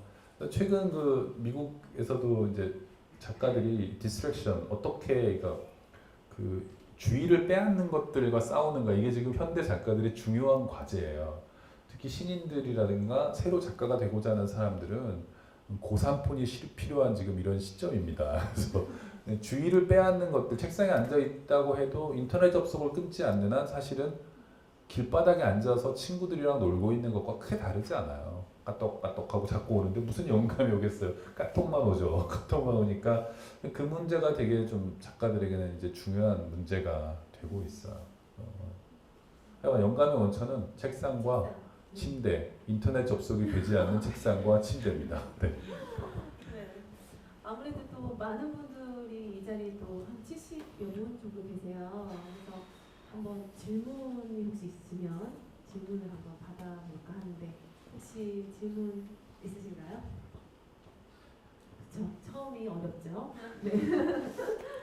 질문을 안 하시면 네. 게스트 사회자가 점유하겠습니다. 그래서 아무래도 또 이렇게 진행하면서 중간중간에 궁금하신 거 있으시면 자연스럽게 손을 번쩍 들어주시면 될 것 같아요. 네. 없으신가요? 역시 제가 심어놓지 않아가지고. 네. 시작이 좀 어려울 수도 있을 것 같아요. 근데 편안하게 하라고 말씀을 드려도 아무래도 또 쉽지 않은 자리일 수도 있고. 네. 손 드셨습니다. 네. 저도 이제 글쓰기를 조금씩 해보고 싶은데 어떤 식으로 시작하면 좋을지 늘 궁금한데 이제 저는 이제 대학을 졸업한 입장에서 대학에 가서 수업을 들을 수도 없는 상황이고 글 쓰는 학원을 가자니 그것도 좀 웃긴 것 같고 해서 어떻게 하면은 좋은 글을 잘 쓸 수 있을지가 늘 궁금한데 많이 쓴다고 좋은 글이 되는 건 아니잖아요. 어떻게 쓰는 게 좋을지 한번 여쭤보고 싶었습니다. 네. 글쓰기를 배운다는 것은 배우는 동안에 우리에게 위안을 줍니다. 뭔가를 하고 있다는 느낌을 주죠. 그러나 크게 우리의 글쓰기를 향상시키지 않습니다. 그게 글쓰기의 흥미로운 점이고요. 최근에 요즘 들어서는 글을 잘 쓰는 사람들이 대단히 많아요. 그리고 따로 배울 것까지 없을 정도로 이미를 잘 쓰고 있어요. 잘 쓰고 있고 요즘 젊은이들이 책을 읽지 않는다는 노인들의 그 푸념들이 있잖아요. 뭐 한탄 이런 거 있는데 아니에요. 요즘 젊은이들이 옛날에 비해서 글을 훨씬 더 많이 읽고 있습니다. 책을 많이 읽고요. 단지 그 어른들은 자기가 읽은 책을 애들한테 물어보니까 애들이 안 읽은 거야. 너 레마르크의 개성문 읽었어? 안 읽었는데 어떻게 그런 책을 안 보니? 근데 막 뒤집어 놓고 보면 젊은이들이 읽는 책을 또 어른들이 읽지 않아요. 지금은 출판 종수라든가 판매량 이런 기본적인 데이터를 봐도 훨씬 더 많은 책을 읽고 있고 또 글쓰기 훈련도 옛날보다 훨씬 더 많이 됐어요. 예를 들면 5, 60년대, 70년대 학교를 다니셨던 분은 논술시험 같은 거 안 봤잖아요. 그래서 제가 학교에서 학생들을 잠깐 몇 년 동안 가르쳤었는데 기본적으로 문장이 안 되거나 뭐 글을 못 쓴다거나 이런 학생은 한 명도 없었어요. 대부분이 제가 이제 있던 학교에는 심지어 음악을 전공하거나 미술을 전공하는 학생들에게 글쓰기를 제가 가르친 적도 있는데 그 학생들조차도 상당히 흥미로운 글들을 크게 논리적인 무리 없이 글을 잘 씁니다. 근데 이런 세상에서는 그렇다면 어떻게 해야 글을 잘 쓸 수 있느냐? 무슨 배우거나 뭐 선생님한테 지도를 받거나 그런 게 아니고요. 소설이란 특히 소설의 경우에는 에세이도 상당히 그렇습니다만 어느 정도 숙련을 요구하거나 정해진 목표점에 도달하기 위해서 가는 것이 아니고 오히려 그 반대 방향으로 갈수록 더 환영하는 것이죠. 그렇게 된다면 글 쓰는 사람들에게 필요한 것은 정직하고 정직한 글이죠. 그래서 자기 안에 있는 어떤 얘기들 있잖아요. 그 얘기들을 정직하게 그냥 써내면 되는 것입니다. 근데 그 얘기가 흥미로운 얘기잖아요. 흥미로운 얘기면 자기가 일단 쓰면서 흥분하기 시작해요. 자기가 쓴 걸 보고 흥분하기 시작하고 자기가 흥분한 글은 친구들이 알아봐요. 주변에서 알아보고 그리고 주변에 누군가가 도움을 주기 위해서 나타납니다. 그게 출판사 편집자일 수도 있고 그런 흐름으로 대부분 가게 되죠. 그런데 어떤 기준에 만족시키기 위해서 쓰는 글들이라든가 말하자면 우리가 가야 할 어떤 이데아가 있다고 생각하고 거기로 자기를 끌어올리려는 글들은 글이 진부해지기 쉬워서요. 주변에서 별로 재미있어 하지 않습니다. 흥미로워하지 않아요. 근데 자기 자신에게 흥미롭고 자기 자신을 흥분시키는 재밌는 글 그리고 정직한 글은 어떻게 나오느냐 제가 말씀드릴 수 있는 것은 일단 쓸 때 있잖아요. 몇 가지의 전제를 생각할 필요가 있어요. 우리 서랍에 이 글을 써서 프린트해서 서랍에 넣어놨을 때 엄마가 꺼내보면 기겁할 글을 쓰자 이렇게 결심을 해야 됩니다. 엄마나 선생님이 보면 연락을 주고받을 것 같은 그런 글 있잖아요. 학교로 한번 나오시죠. 뭐 이런 글 있잖아요. 어머니 큰일 났습니다. 뭐라든가 자기 담임 선생님이나 아니면 선생님 뭐 이미 대학 뭐 담임은 없겠지만 가상의 담임 선생님 같은 모델 독자를 설정해 놓으시고 엄마나 부모가 봤을 때 싫어할 놀랄 글 있잖아요. 부모가 내 딸이 이런 줄 몰랐다라든가 내 아들에게 놀라거나 충격을 받을 것 같은 글을 쓴다는 각오하에 쓰지 않으면 정직하거나 흥미로운 글이 나오지 않습니다.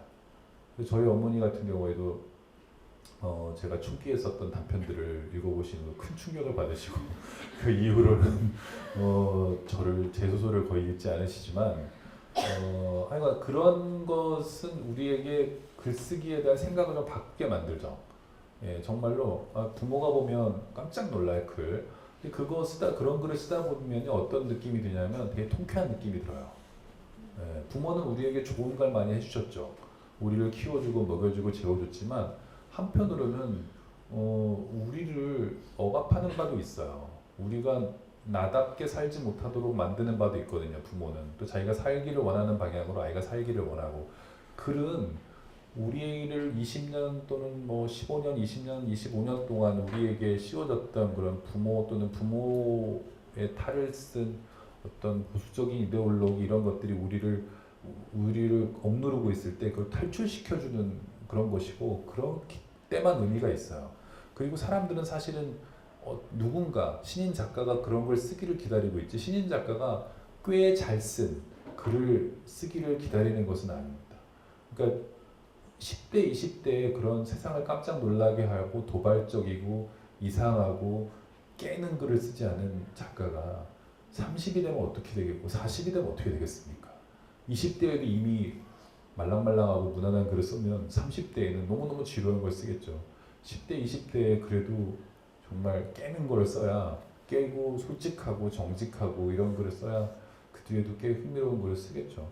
제가 늘 보는 것은, 저도 이제 남의 글을 보잖아요. 남의 글을 볼 때 저는 특히 20대 또는 신인 작가들이 쓴 글을 볼 때 단 하나의 기준을 갖고 있어요. 그것은 에너지입니다. 에너지가 느껴지지 않으면 금방 흥미를 잃어요. 그들이 30대, 40대, 50대 작가들보다 더 숙련되었을 리도 없는데 에너지도 없으면 그걸 왜 봐요? 그죠? 에너지가 느껴지는 글들이 있어요. 저뿐만 아닐 거예요. 여러분들도 신인 작가의 글을 볼 때는 어떤 힘을 느껴야 빠져들 거예요. 와, 그래야 질투도 생기고 그러지. 매끈하게 잘 쓴 글을 보자고 우리가 그 지금 시간에 할 게 얼마나 많은데, 그죠? 그런 걸 보진 않을 것 같아요. 그래서 잘 쓴다는 것의 규정을 좀 바꿔야 될 것 같아요. 잘 쓴다는 거는 자기가 쓸 때 신나고 재밌고 위반하는 느낌, 이런 게 있어야 돼요. 또 질문 있습니까? 질문 있으신가요? 네네. 네.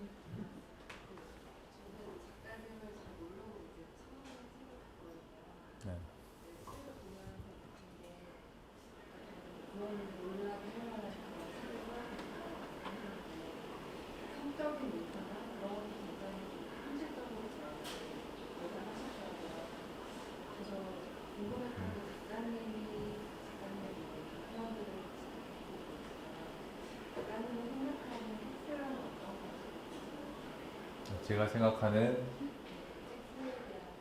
섹스, 아, 네네네. 그 부분만 작게 말씀하셔서 못 들었어요. 작가님이 생각하는 무엇입니까? 이렇게 들렸어요. 네, 알겠습니다. 네. 그렇군요. 네. 일반적인 질문. 네, 저는 어려서부터 섹스에 관심이 많았어요. 모든 중학생이 그렇듯이, 중고등학교 남학생이 그렇듯이 큰 관심이 있었죠. 관심이 있었는데 관심이 있어서 있고, 그래서 그걸 썼죠. 정직한 글을 쓴 겁니다. 정직한 글을 썼더니 사람들이 그 충격을 받는 걸 보고, 다른 사람들은 나만큼 관심이 없나? 라고 생각을 하고 또 한 번 충격을 받았는데, 예, 뭐, 그리고 소설에 그 등장하는, 그런 제 소설에 등장하는 성적인 묘사라든가 뭐 이런 것들은 제 머릿속에 떠오르는 것을 매우 절제하고 절제하여 쓴 것입니다. 그것은 매우 절제하고 그래도 문학인데, 그리고 문예제 나갈 건데 절제하고 절제해서 쓰는 건데 많은 분들이 충격을 받으신 것 같아요. 그렇습니다. 살인, 섹스, 제가 크게 관심을 갖고 있는 부분이고 제 소설에 자연스럽게 등장하는 것 같은데, 저는 사실은 그 1995년에 등단을 했는데요. 등단하기 전에 우연히 대학원 시절에 어떤 뭐 별 인연이 이렇게 있어가지고 하다 보니 월간지에 정치 소설을 쓰게 됐어요. 그때 등단하기 전이죠. 정치 소설을 썼는데, 정치 소설이라는 것은 다 정해진 게 있어요. 정해진 틀이 있고, 예를 들면 정치인 얘기를 써야 되고, 그리고 정해진 어떤 시사적인 흐름에 맞춰 써야 되잖아요. 너무 답답해서 금방 때려쳤어요. 돈은 많이 벌었지만 저 금방 때려쳤는데, 그리고 본격 문학으로 넘어오게 된 거죠. 등단을 본격적으로 하게 된 95년인데, 그때 문학으로 오게 된 이유는 단 한 가지입니다. 자유롭게 쓰고 싶었어요. 그래서 그렇게 생각을 했던 거예요. 보니까 뒤늦게 대학원 가서 문예지 같은 걸 보니까 문학은 되게 자유로운 것 같더라고요. 그런 제한이 없어요. 특히 장르 문학은 제한이 좀 있죠. 장르 문학은 장르의 규칙이라는 게 있잖아요. 예를 들면 추리소설이면 추리소설다워야 되잖아요. 그리고 SF는 SF다워야 되고, 그런 게 있어 보였어요. 장르의 규칙이라는 거. 그런데 본격 문학, 수수 문학은 보니까 아무거나 다 써도 된다고 오해를 했던 거예요. 그래서 처음에 등단하자마자 제가 썼던 소설들은 그동안 쓰고 싶었지만 여러 가지 규칙이나 이런 또 여러 가지 제한, 또 청탁한 사람이 뭐 청탁한 여러 가지 뜻이 있을 거 아니에요. 그런 거에 맞춰 쓰느라고 못 썼던 것들을 막 쓰기 시작한 거죠. 초기 단편에는 막, 그래서 더 초기 단편은 탈주하는 단편들인 거예요.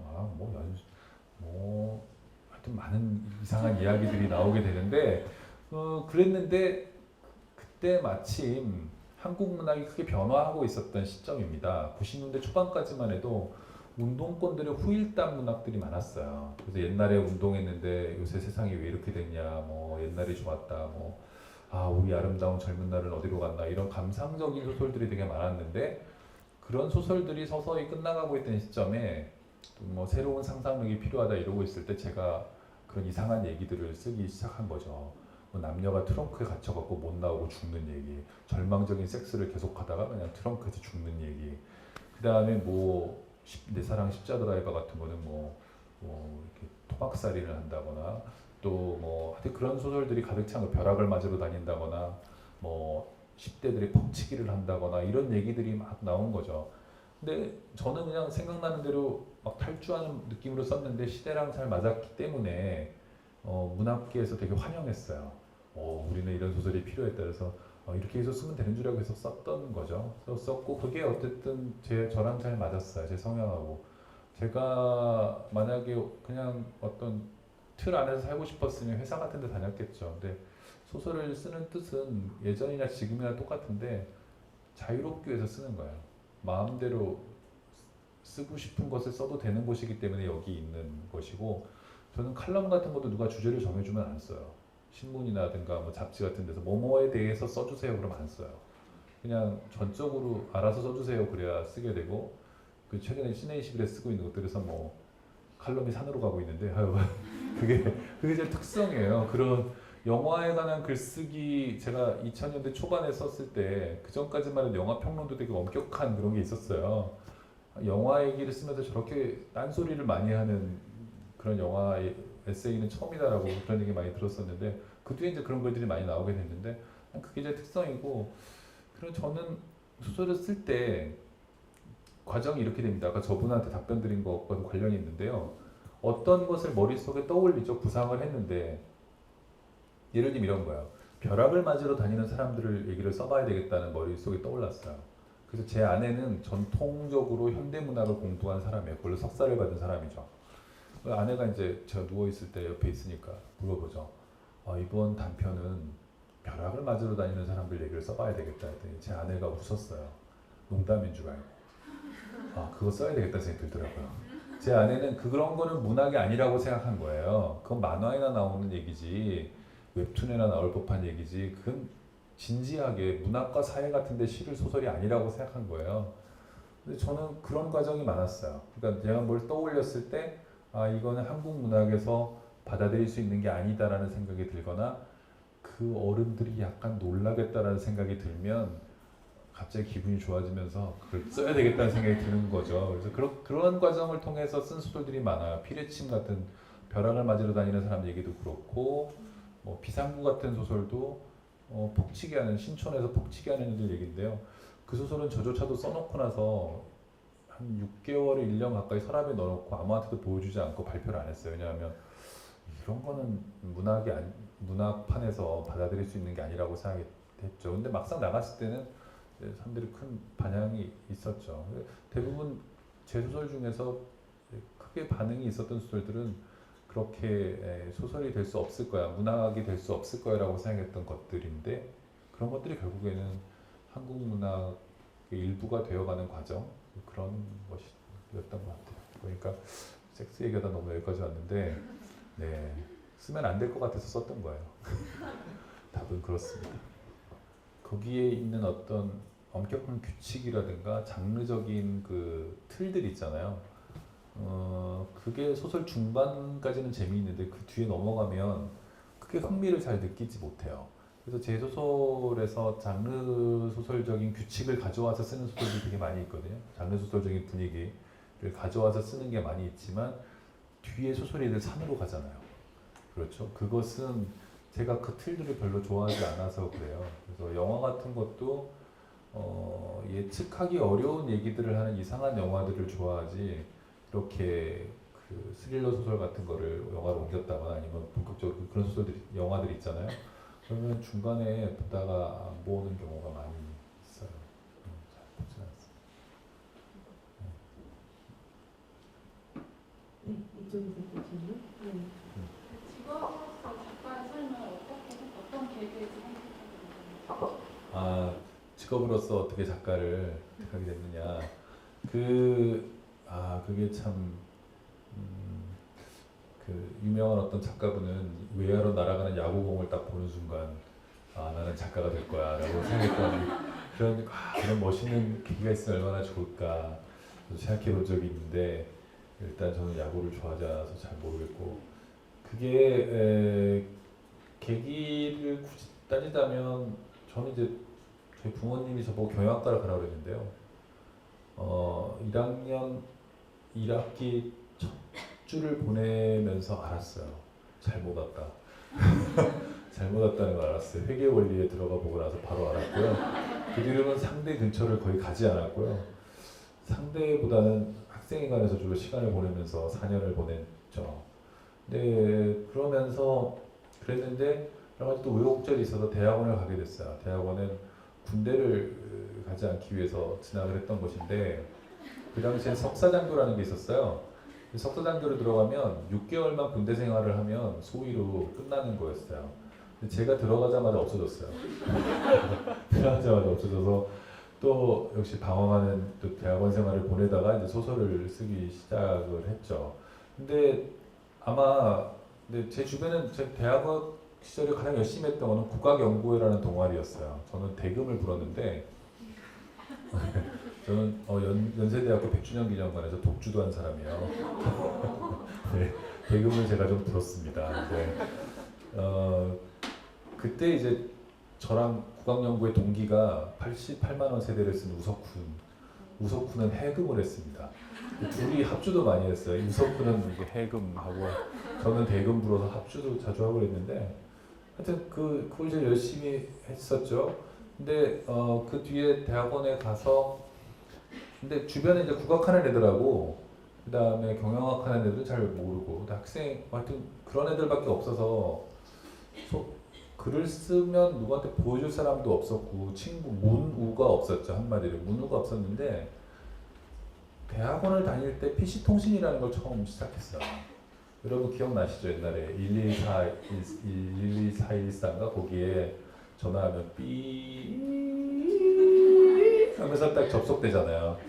그때는 뭐 한 30분 걸려야 접속되고 그랬어요. 30분 걸려 접속되고 겨우 접속돼서 거기 있는 이 여자와 채팅을 해보려고 그러면 엄마가 안방에서 전화들은 끊어지고 막 그랬잖아요. 아이씨 30분 만에 접속했는데 엄마가 전화한다고 전화를 끊어지고. 근데 그런 때인데 그때 처음으로 그 문학에 관심 있는 친구들을 만나게 됐죠. 그래서 인터넷 PC통신 이런 게 멀리 뭐 나쁜 점도 있지만 좋은 점이 있는 것 같아요. 좀 소수의 취향도 자기 취향을 멀리서 발견할 수 있게 해주잖아요. 그렇죠? 그래서 그런 친구들을 만나서 그 친구들이 막 글을 써서 올리고 그러더라고요. PC통신에. 그래서 저도 글을 써서 올렸는데 친구들이 글을 잘 쓴다고 계속 써보라고 이렇게 격려해 줬어요. 그때 좋은 친구들을 많이 좀 알게 됐고요. 특히 하여튼 뭐 그런 친구들을 만나게 되면서 계속 본격적으로 서로 쓰게 된 거죠. 그게 계기라면 그게 PC통신에서 친구들을 만났고 그 친구들이 알고 보니까 문학을 그 친구들은 오랫동안 문학을 진지하게 해온 친구들이면서도 좀 독특한 친구들이어서 그 친구들의 영향을 받아서 쓰게 된 거죠. 저는 그렇게 생각해요. 가끔 저한테 와서 옛날 대학에서 학생들 가르칠 때도 선생님 저는 재능이 있을까요? 저한테 물어보는 학생들이 있어요. 그럼 저는 말해줄 수 있어요. 말을 해줄 수 있죠. 하지만 제가 말해주면 너무나 큰 무게로 다가갈 거 아니에요. 그래서 모른다고 하죠. 하지만 어느 정도는 알 수 있어요. 하지만 제가 말을 해주면 너무 큰 그게 될 수 있잖아요. 그리고 제가 틀릴 수도 있잖아요. 그 친구가 재능이 발견될 수 있는 거야. 만약에 저를 대학교 3학년 때 어디서 대금 불고 있는 모습을 본 누군가가 저에게 작가가 될 거라고 말해주진 않았을 거 아니에요. 그래서 얘기는 안 하는데 제가 그 학생들한테 이렇게 얘기는 합니다. 네가 재능이 있는지 알아볼 수 있는 방법이 있다. 네가 진지하게 어떤 예술을 할 때 주변의 친구들이 너에게 그걸 계속 해보라고 말할 것이다. 재능이 있다면 계속 해보라고 말하는 친구들이 주변에 하나 둘 나타날 것이고 그런 사람이 늘어나면 너는 그 길을 가게 된다 얘기하죠. 그거 말고는 왕도가 없어요. 근데 가끔 어떤 사람들은 자기는 너무 독특하고 탁월한 예술가라서 친구들은 절대로 나를 알아보지 못한다. 물론 주변에 있는 친구들이 그럴 수는 있어요. 하지만 그 길을 같이 걷는 친구들이 물론 질투심이 있어서 얘기 안 해줄 수는 있어요. 그러나 질투심이 있다 하더라도 모종의 반응을 보입니다. 심하게 시기한다거나 또 여러 가지 형태의 반응이 나타나고, 근데 세상에 꼭 착한 애들이 있어서 분명히 격려하는 경우가 있어요. 제가 소설가들의 경우에는요, 미담들이 상당히 많아요. 주변에 등단한 작가들 보면 정말 눈물겨운 미담들이 많이 있는데, 최근에 등단한 한 작가는 친구들이 서너 명이 1년 동안 생계를 책임져 줬어요. 너는 작가가 돼야 된다. 우리가 너를 돕겠다. 그런 경우도 있었고, 좀 이제 오래된 작가 같은 경우에는 여동생이 1년 동안 이제 언니가 작가가 되라고 생계를 책임져 준 경우도 있고, 남편이 하는 경우가 많이 있고요. 남편이라든가 아내가 그러니까 그 아무것도 하지 말고 직장을 그만두고 해라 이렇게 해서 등단한, 물론 그런다고 되는 건 아니지만 최소한 그런 사람이 주변에 한두 명은 나타나야 동방박사가 3명이 오잖아요. 너 당신은 구세주라고 3명은 나타나야 내가 혹시 이거 뭐가 있는 거 아니야? 라고 생각할 수 있어요. 그래서 저는 그게 징후죠. 그게 나타나고, 그래서 제가 농담삼아 그 학생들한테 그랬죠. 친구들한테 네가 쓴 글을 10,000원에 가서 한번 팔아봐. 친구가 10,000원에 사주면 너 희망이 있는 거야. 근데 친구가 돈 받고 읽어주겠다고 하면 희망이 없는 거예요. 돈을 줘라 그럼 내가 읽어줄게. 그래 희망이 없는 거고, 친구가 너 다음 소설 쓰면 내가 돈 주고 사줄게 라고 말하면 있는 거예요. 그 당시에 제가 PC통신 시절에 제 친구 한 명은요, 정말 착한 친구였는데, 제가 소설을 단편을 쓰잖아요. 습작을 쓰고 전화로 이걸 읽어줬어요. 그러니까 뭐 개인 팟캐스트죠. 제가 혼자 읽어줘요. 1시간 반 정도 걸려요. 단편 소설 100매 정도 읽어주면 그걸 다 들어줬어요. 들어주고 뭐 지적도 해주고 잘 쓴다, 뭐 또는 못 쓴다 이런 얘기도 해주고, 그런 친구가 나타나야 돼요. 네. 동방박사가 있어야 돼요. 그러면 마지막 질문 하나만 더 받아볼게요. 있으신가요? 네. 팟캐스트 들어보면 그 작가님이 굉장히 그러니까 소설을 읽을 때 냉철하고 되게 분석적으로 읽으신다는 느낌이 들거든요.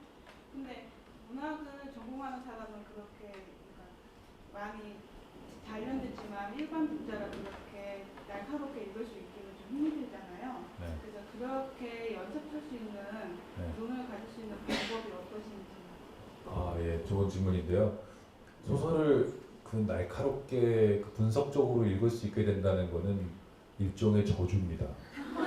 그 단계에 이르지 않는 게 좋아요. 그 단계가 되면 재미있게 읽을 수 있는 소설이 점점 줄어들게 돼요. 줄어들게 되고, 지금 그 단계에 이르지 않으셨다면 행복한 거예요. 그래서 좋아할 수 있는 소설이 많은 거잖아요.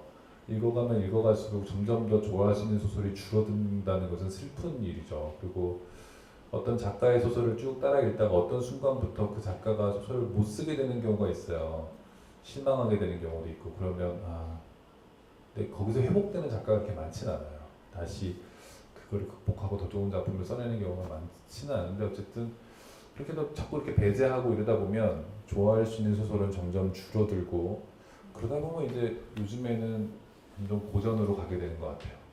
그러니까 당대에 좋은 작품이 나오기가 쉽지 않죠. 그냥 당대는 짧으니까. 근데 고전은 1000년, 길게는 2000년 동안 쌓여진 작품이니까 그쪽으로 가게 되고, 역시 이렇게 오랫동안 살아남은 이유가 있구나 감탄하면서 보게 되는데, 분석적으로 뭐 읽게 된다는 어떤 의미에서는 아까 말했던 소설에서 좌뇌가 많이 이렇게 승해진다는 거잖아요.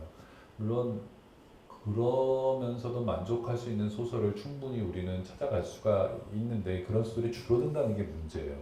점점 줄어들고 감시관이 높아지고, 그렇게 되면 그렇게 행복한 상태는 아니고요.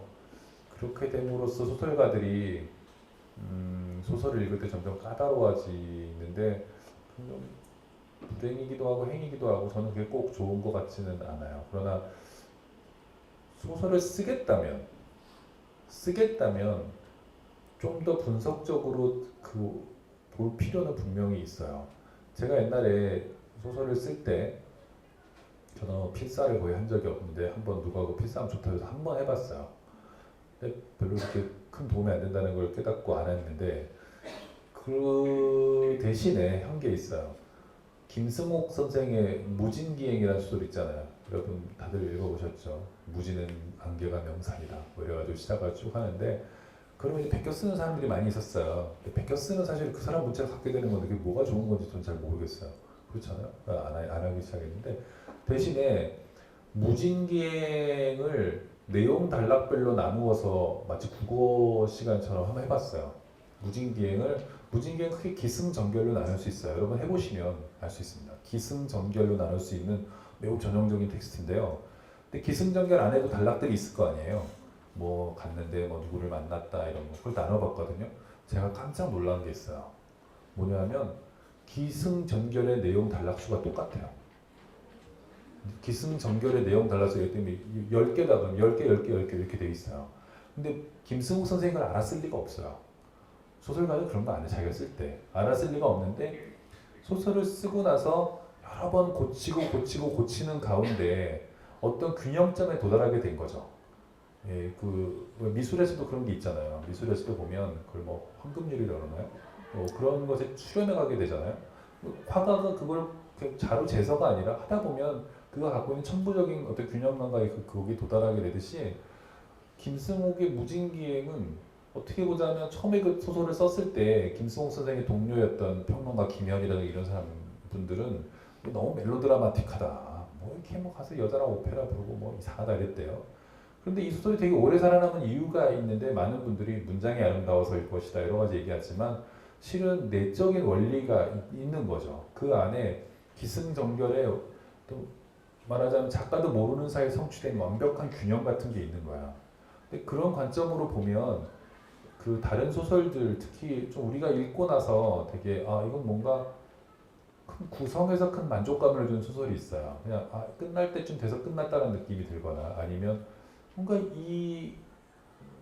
요리에서도 보면 간이 잘 맞은 요리를 먹었을 때의 느낌 하나하나 분석할 수는 있죠. 여기 뭐 방울토마토가 있고 뭐가 있고 다 할 수 있지만 그러나 다 먹었을 때 뭔가 형용할 수 없지만 이거는 뭔가 잘 맞았다는 느낌이 드는 건데 그런 것은 쓰겠다는 사람은 한 번쯤 잘 쓰여진 소설이라든가 자기가 좋아하는 소설을 너무 신성시하지 말고 한번 쪼개서 볼 필요는 저는 있다고 생각해요. 그래서 과연 이 작가가 나를 이런 점을 감동을 시켰다면 뭐가 과연 먹힌 거냐 이 주인공이 매력적인 거냐 아니면 주인공을 작가가 제시한 방법이 매력적인 거냐 여러 가지 부분들을 한번 따져보면 놀라운 발견을 혼자 할 때가 있어요. 보면 저는 이제 최근에 제가 번역을 했기 때문에 할 수 없이 분석적으로 보게 된 소설이 위대한 개츠비 같은 건데 개츠비는 그냥 쓱 읽을 때는 이 소설이 그렇게 뭐랄까 치밀하게 쓰여졌다는 느낌이 잘 안 들거든요. 두 번, 세 번 읽고 개츠비를 이 작가가 어떻게 제시하는가 이런 것들 또는 등장인물들의 관계가 어떤가 이런 것들을 쭉 한번 자기가 도표를 만들어가면서 보는 것은 꽤 좋은 훈련이라고 저는 생각해요. 작가는 일종의 건축물을 짓는 거잖아요. 근데 건축물 안에서 우리는 만약에 우리가 멋진 건축물 안에 들어가면 큰 만족을 느끼는데 하지만 우리가 그게 어떻게 지어졌는지는 잘 모르죠. 잘 지어졌는지 모르는데 그냥 안에 있는 사람은 큰 만족을 느껴요. 파르테논 신전 이런 데 들어가면 와 뭔가 좋아요. 알 수는 없죠. 하지만 자기가 집을 짓겠다고 한다면 그 건물을 뜯어봐야 되잖아요. 어떤 식으로 건축을 했는지를 알아야만 다른 사람한테 줄 수 있죠. 독자는 그걸 다 알 필요가 없어요. 독자는 그냥 안에서 즐기고 그 공간을 느끼면 그만이고 나오면은 와 멋있어. 사그라다 파밀리아 성당 멋있다 그러고 나가면 그만인데 그걸 지을 사람은 보를 어떻게 설계를 하고 어떻게 기둥을 세우고 이런 걸 알아야 되잖아요. 그래서 감동을 희생한다는 점에서는 아쉽지만 만약에 소설을 자기가 쓰겠다는 입장이라면 하나하나 좀 뜯어볼 필요가 있고 너무 문장에만 집중하시면 안 돼요. 우리나라의 큰 경향인데요. 소설을 자꾸 문장으로 치환해서 생각하는 여러 가지 경향이 있는데 문장 또는 국어 시간의 영향으로 주제에 집중하는 경우가 있거든요. 주제는 중요하지 않습니다. 그거보다는 하나의 건물이라고 생각하고 그 건물을 어떻게 흥미롭게 짜느냐 그리고 구축하느냐 이런 것들이 더 중요하지 않나 저는 생각합니다.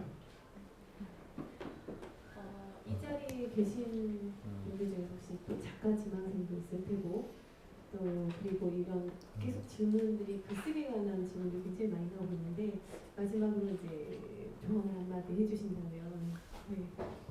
네, 뭐 계속 조언을 해서 계속 하자니 또 한번 꼰대 같을 것 같고. 글쎄요.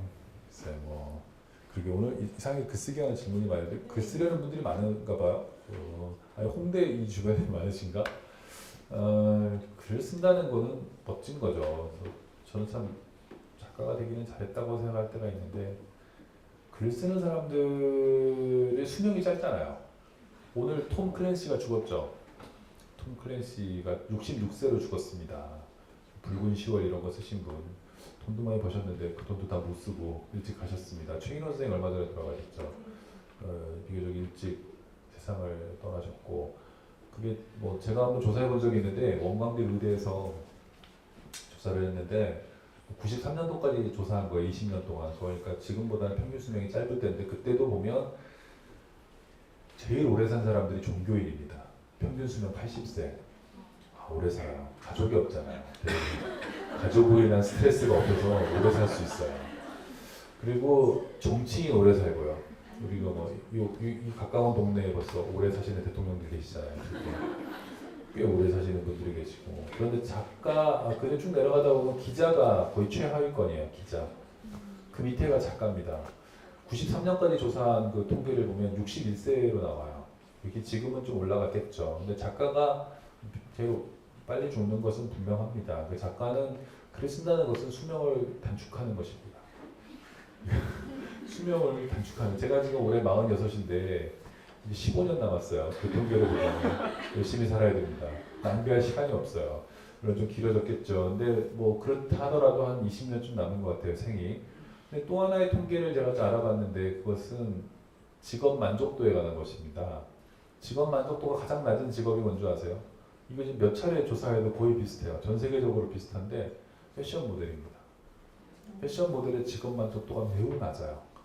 몇 년 전에 파리에서 그 유명한 톱 모델 한 분도 자살했죠. 힘들다, 뭐 외롭다 그랬는데 왜냐하면 모델이라는 거는요 남이 입혀준 옷을 입고 그냥 걸어야 되는 거잖아요. 자기가 옷을 선택할 수가 없어요.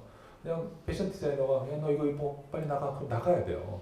나가고 그럼 벗어야 되고 갈아입어 그럼 갈아입어야 돼요.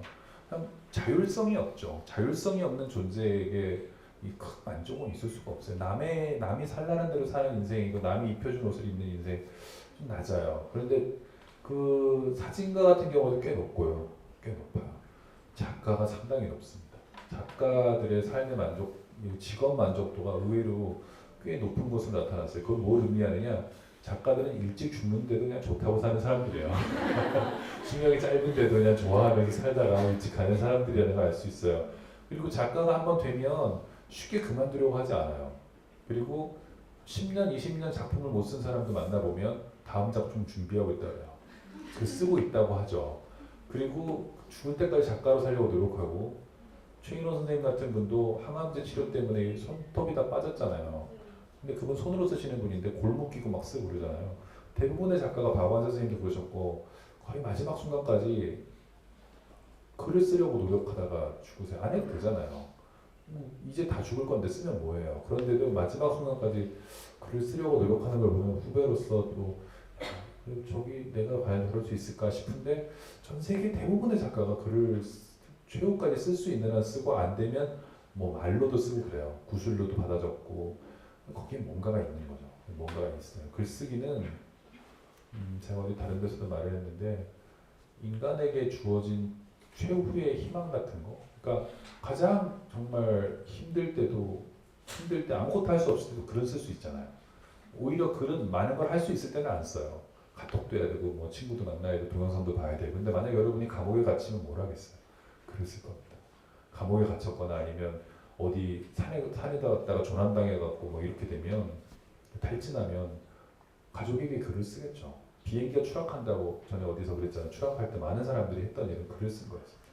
글을 쓴다는 것은 인간이 어떤 최후의 상황에서 할 수 있는 일이고 또 우리가 다른 일에 치여서 자기 자신을 잊고 있을 때 할 수 있는 꽤 멋진 일인 것 같아요. 그래서 글을 여기 쓰실 분들도 직업적으로 쓰고자 생각하시는 분도 계시겠고 다른 일을 하시는 분들도 계시지만 음악을 하시든지 미술을 하시든지 뭘 하시든지 1년에 한 일주일 정도는 좀 한 며칠이라도 고요한 시간을 갖고 한 번쯤 좀 아무에게도 보여주지 않을 그런 글을 블로그에 올릴 글 말고 아무에게도 보여주지 않을 엄마가 보면 기겁할 것 같은 그런 글을 한번 써보시면 좋을 것 같아요.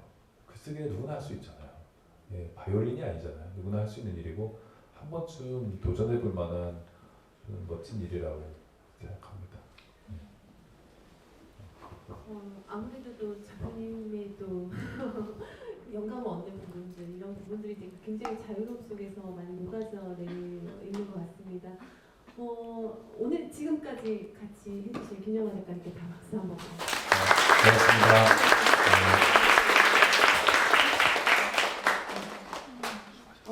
오늘 이 시간은 이것으로 마치고요. 서울 와우 페스티벌은 내일부터 야외 거리 행사 이제 시작합니다.